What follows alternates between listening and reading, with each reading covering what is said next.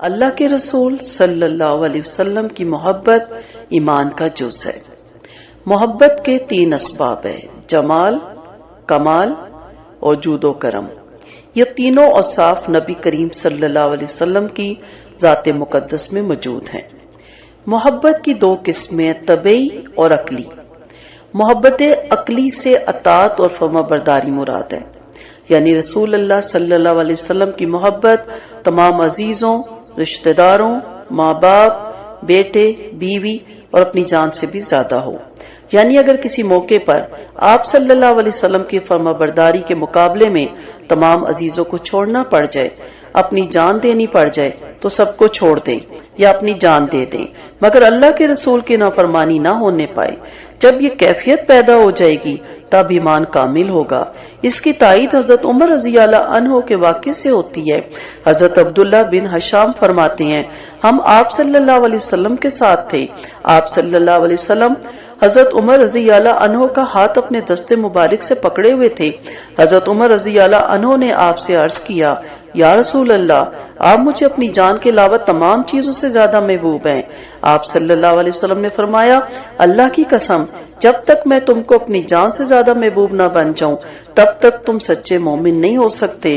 حضرت عمر رضی اللہ عنہ نے عرض کیا، آپ مجھے اپنی جان سے بھی زیادہ عزیز ہیں۔ آپ صلی اللہ علیہ وسلم نے فرمایا، اب تم کامل مومن ہو گئے۔ یہ بخاری شریف کی حدیث ہے۔ قرآن مجید میں بارہا یہ آیات نازل ہوئی جس میں اللہ تعالیٰ نے اپنی محبت کے ساتھ اللہ تعالیٰ اپنے نبی کی محبت کو مشروط رکھا۔ ان آیات سے معلوم ہوتا ہے کہ اللہ اور رسول کی محبت سب سے زیادہ ہونی چاہیے اور اپنے غیروں کے مقابلے میں اللہ اور رسول ہی کو ترجیح دینی چاہیے، اور ان دونوں کی محبت سب کی محبتوں پہ غالب ہونی چاہیے۔ انصار اور صحابہ کرام کو آپ سے اسی طرح کی محبت تھی۔ جنگ احد میں ایک واقعہ دیکھیں، ایک انصاری عورت کا باپ، بھائی اور شوہر تینوں شہید ہو جاتے ہیں۔ جب اسے خبر ملتی ہے تو وہ کیا دریافت کرتی ہے کہ آپ صلی اللہ علیہ وسلم خیریت سے ہیں؟ کہا گیا ہاں۔ اس نے کہا نہیں، مجھے دکھاؤ تاکہ میں خود آپ کو دیکھ لوں۔ جب اس نے آپ صلی اللہ علیہ وسلم کو دیکھ لیا تو بولی، جب آپ زندہ سلامت ہے تو اس کے بعد ہر مصیبت ہیچ ہے۔ اہل مکہ جب زید بن دسنا کو حرم سے باہر لے چلے تو ابو سفیان بن حرب نے کہا، کہو زید، قسم کھا کے بتاؤ، کیا اس وقت تمہیں یہ نہیں لگتا کہ محمد صلی اللہ علیہ وسلم تمہاری جگہ ہوتے اور تم اپنے گھر میں آرام سے ہوتے؟ زید نے قسم کھا کے کہا، مجھے ہرگز یہ گوارا نہیں کہ میں اپنے گھر میں رہوں اور یہاں آپ کے جسم کو ایک کانٹا بھی چبھے۔ ابو سفیان کہنے لگا، میں نے کبھی کسی کو اتنی محبت کرتے ہوئے نہیں دیکھا جتنی محبت محمد صلی اللہ علیہ وسلم کے ساتھی ان سے کرتے ہیں۔ قاضی عیاض نقل کرتے ہوئے کہتے ہیں کہ ایک شخص نے آپ کی خدمت میں حاضر ہو کر عرض کیا کہ آپ مجھے اہل و عیال سب سے زیادہ محبوب ہیں، مجھے آپ کی یاد ستاتی ہے، صبر نہیں آتا جب تک میں آپ کو یہاں کے دیکھ نہیں لیتا۔ اب غم یہ ہے کہ وفات کے بعد آپ تو انبیاء علیہ السلام کے ساتھ ہوں گے تو میں آپ کو وہاں کیسے دیکھوں گا؟ اس پہ یہ آیت نازل ہوئی، جو لوگ اللہ اور اس کے رسول کا کہا مانتے ہیں وہ ان لوگوں کے ساتھ ہوں گے جن پر خدا کا انعام ہے، یعنی نبی، صدیق، شہداء اور نیک لوگ، اور ان لوگوں کی محبت بڑی نعمت ہے۔ سورۃ نساء کی یہ آیت ہے۔ آپ صلی اللہ علیہ وسلم نے سے آیت سنا دی، اللہ تعالیٰ کی محبت اطاعت رسول پر موقوف ہے۔ جو اللہ کے رسول کی فرمانبرداری کرے گا وہ اللہ کا دوست ہوگا۔ قرآن مجید میں سورۃ آل عمران میں اللہ تعالیٰ فرماتے ہیں، قُلْ إِن كُنتُمْ يُحِبُّونَ اللَّهَ فَاتَّبِعُونِي يُحْبِبْكُمُ اللَّهُ، یعنی اے ہمارے رسول، سب لوگوں سے کہہ دیجئے اگر تم اللہ کو چاہتے ہو تو میری تابعداری کرو، اللہ تم کو چاہے گا۔ اس آیت کے شان نزول کی بابت تفسیر جامع البیان وغیرہ میں لکھا ہے کہ مشرک لوگ بتوں کو اور جنوں کو پوجتے تھے، اور دعویٰ یہ تھا کہ یہ کام ہم لوگ اللہ تعالیٰ کی محبت میں کرتے ہیں، یعنی ہماری نیت یہ ہے کہ ان کاموں سے اللہ راضی ہو جائے۔ اور یہود و نصارہ کہتے تھے کہ ہمارے بزرگ پیغمبر جو تھے وہ بہت پہنچے ہوئے تھے اور ہم ان پیغمبروں کی اولاد ہے، لہٰذا اللہ کو ہم سے ضرور محبت ہوگی۔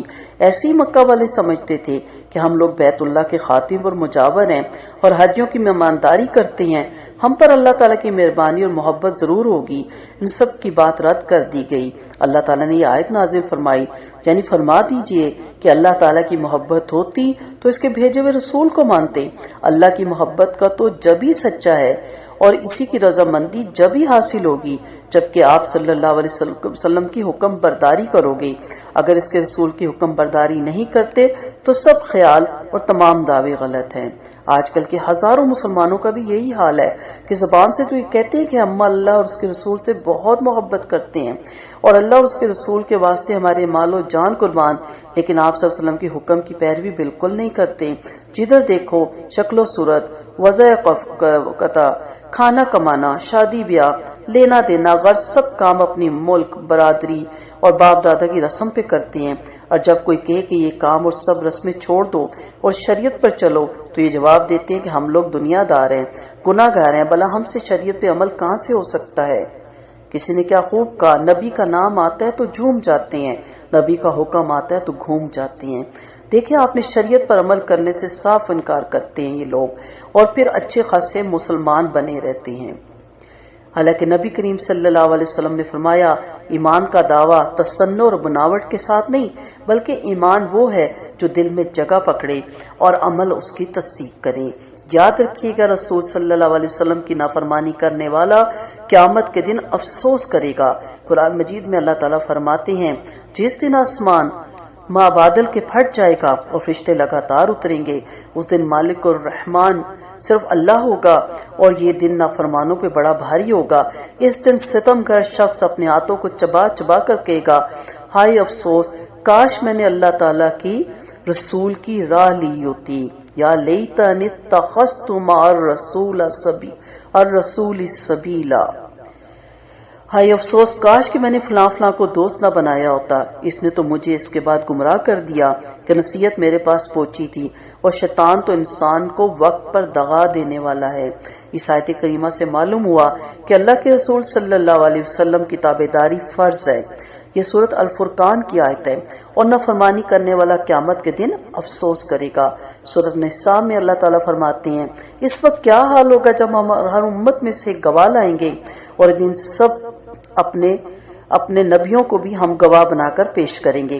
اس دن کفر کرنے والے اور اللہ کے رسول کی نافرمانی کرنے والے پریشان ہوں گے کہ کاش زمین ان کو اپنے اندر سمو کر ہموار کر دے اور وہ اللہ سے کوئی بات چھپا نہ سکیں گے۔ رسول اللہ صلی اللہ علیہ وسلم کی تابعداری میں لوگوں کا امتحان ہے۔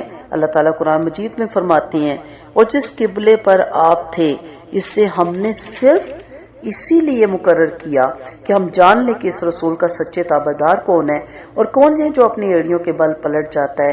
گویا یہ کام مشکل ہے، مگر جنہیں اللہ نے ہدایت دی ان پر کوئی دشوار نہیں۔ سورۃ بقرہ میں دوسرے پارے میں یہ اس کی پہلی آیت ہے۔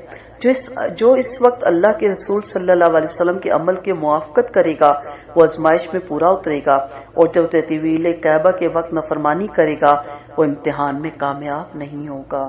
سو اللہ کے رسول کی تابعداری بہترین کسوٹی ہے۔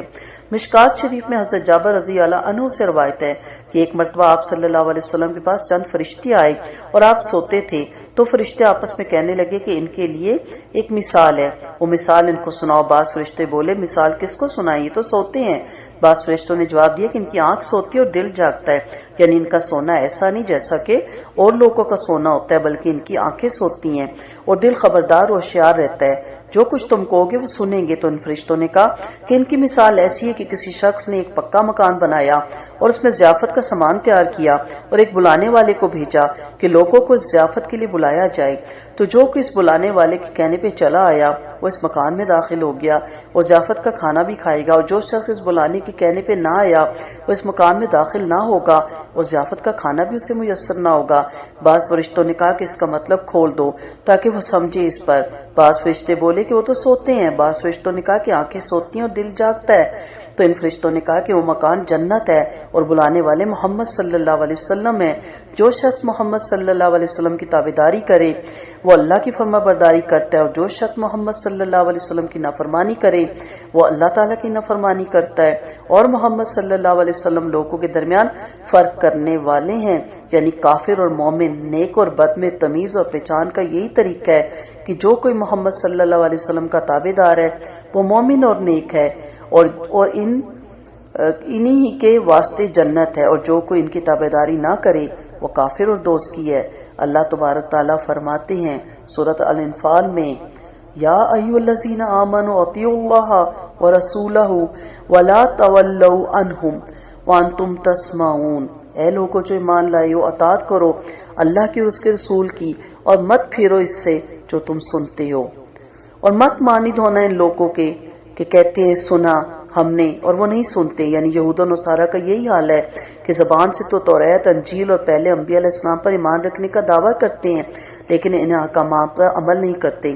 اللہ تعالیٰ نے مسلمانوں سے فرمایا کہ تم ایسے مت ہو جانا جب تک احکام الہی اور احکام رسول صلی اللہ علیہ وسلم کی تعمیل نہ کرو گے، اس وقت تک زبانی اقرار سے کچھ فائدہ حاصل نہیں۔ اللہ تعالیٰ ہم سب مسلمانوں کو اطاعت رسول صلی اللہ علیہ وسلم کی توفیق عطا فرمائے، اور ہم سب مسلمانوں کا خاتمہ بالخیر ہو، آمین۔ وآخر دعوانا ان الحمد للہ رب العالمین۔